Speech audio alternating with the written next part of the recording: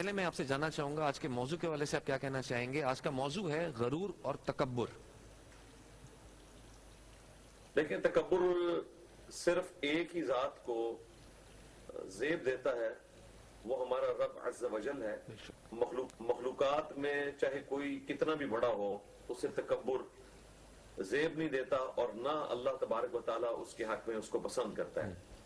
حتیٰ کہ اللہ تعالیٰ نے سورہ الزمر میں جنتیوں اور جہنمیوں کا جب ذکر کیا تو جہنمیوں کی جو سب سے نٹوریس چیز بیان کی وہ یہی تھی، فَبِئْسَ مَثْوَى الْمُتَكَبِّرِينَ، تو کیا ہی برا ٹھکانہ ہے تکبر کرنے والوں کا۔ یعنی حق بات سے اناد کرنا بھی ایک تکبر کی علامت ہے۔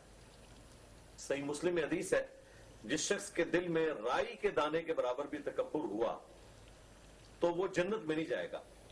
صحابہ کرام نے کہا، یا رسول اللہ صلی اللہ علیہ وآلہ وسلم، بعض اوقات انسان کی خواہش ہوتی ہے کہ اس کا لباس اچھا ہو، اس کی جوتیاں اچھی ہوں، گیٹ اپ اچھا ہو، کیا یہ بھی تکبر ہے؟ تو آپ علیہ السلام نے فرمایا، یہ تکبر نہیں ہے، اللہ بھی خوبصورت ہے اور خوبصورتی کو پسند فرماتا ہے۔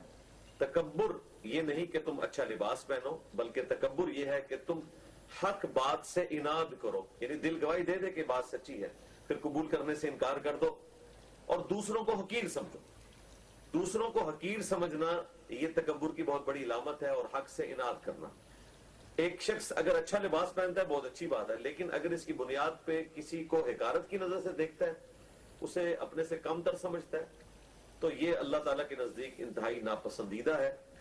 اللہ تعالیٰ نے تمہیں دے کر آزمایا، اس سے لے کر آزمایا۔ بخاری اور مسلم دونوں میں حدیث ہے، نبی اسلام نے فرمایا کہ طاقتور وہ نہیں ہے جو اپنے دشمن کو پچھاڑ دے، طاقتور وہ ہے جو شخص غصے کی حالت میں اپنے اوپر کنٹرول رکھے۔ تو یہ جو انسان کے اندر غصہ آتا ہے نا، یہ الٹیمیٹلی آپ کو اسی وجہ سے آتا ہے کہ آپ کے اندر تکبر موجود ہوتا ہے، ورنہ جو شخص کمزور ہے اور پانی کا بلبلہ ہے، اسے پتہ ہی نہیں کس وقت اللہ تعالیٰ اس سے اس کی زندگی لے لے، اس میں تو تکبر کا کبھی سوال بھی پیدا نہیں ہونا چاہیے۔ اچھا علی بھی، جہاں ہم دیکھتے ہیں کہ تکبر کسی میں طاقت کی وجہ سے ہوتا ہے، کسی میں دولت کی وجہ سے ہے، کسی میں عہدے کی وجہ سے ہے، کسی میں حسن کی وجہ سے ہے، بہت سی ڈیفرنٹ اقسام ہیں۔ کہیں نہ کہیں کیا آپ کو دین میں زیادہ علم رکھنا بھی کہیں نہ کہیں آپ کو تکبر کی طرف لے کے جا سکتا ہے، اگر آپ اپنے سے کم علم رکھنے والے کو کمتر سمجھیں؟ جی بالکل لے کے جا سکتا ہے، بشرطے کہ آپ نے ٹرو علم دین حاصل نہ کیا ہو۔ اگر ٹرو علم دین کسی شخص نے حاصل کیا ہے تو اس میں تو تکبر آ ہی نہیں سکتا، بالکل کبھی بھی کسی دوسرے کے بارے میں۔ بالکل صحیح، کیونکہ ظاہر ہے جب وہ علم دین حاصل کرے گا، اللہ تبارک و تعالیٰ کا خوف اس کے دل میں راسخ ہوگا۔ دیکھیں، جب ہم یہ احادیث بیان کر رہے ہیں تو ظاہر ہے کہ یہ ہم نے لوگوں کو بیان کرنے کے لیے تو نہیں رکھی ہوئی، اپنے دل میں بھی رکھنی ہے کہ جس کے دل میں رائی کے دانے کے برابر بھی تکبر ہے وہ جنت میں نہیں جائے گا۔ صحیح مسلم کی حدیث، صحیح مسلم میں ایک اور حدیث ہے، نبی اسلام نے فرمایا کہ اللہ تعالیٰ فرماتا ہے تکبر میری چادر ہے، جو اس کو ہاتھ ڈالے گا میں اسے ضرور آگ میں داخل کروں گا۔ یعنی جس طرح قبائلی سسٹم میں قبیلے کے سردار نے آنر کے طور پر اپنے کندھے پہ ایک رومال یا چادر رکھی ہوئی ہوتی تھی نا، تو اس کی ریزیمبلنس دی گئی کہ اللہ تعالیٰ کی جو چادر ہے نا، اس کی آنر ہے، وہ تکبر ہے۔ یہ تو پیغمبروں کو زیب نہیں دیتا، باقی تو شاہی کوئی نہیں اس کے مقابلے۔ اچھا علی بھی، اگر ہم اپنے معاشرے میں نظر دوڑائیں آس پاس، تو ہمیں ہمارے پاکستان کے معاشرے میں کیا لگتا ہے کہ کن کن چیزوں کی وجہ سے لوگوں میں غرور پیدا ہو رہا ہے؟ سب سے بڑی وجہ جو ہے غرور پیدا ہونے کی، وہ علم دین کی کمی ہے۔ جی، علم دین کی اگر کمی ہے تو غرور آپ کے اندر آئے گا، کیونکہ جس شخص کے پاس جو نعمت ہے وہ دوسرے کو حقیر جاننا شروع کر دے گا۔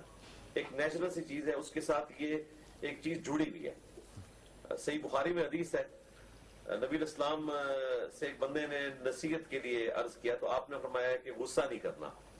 اس نے کہا یا رسول اللہ کوئی اور نصیحت کریں، آپ نے فرمایا غصہ نہیں کرنا۔ وہ بار بار پوچھتا رہا تو نبی الاسلام نے ایک ہی نصیحت کی کہ غصہ نہیں کرنا۔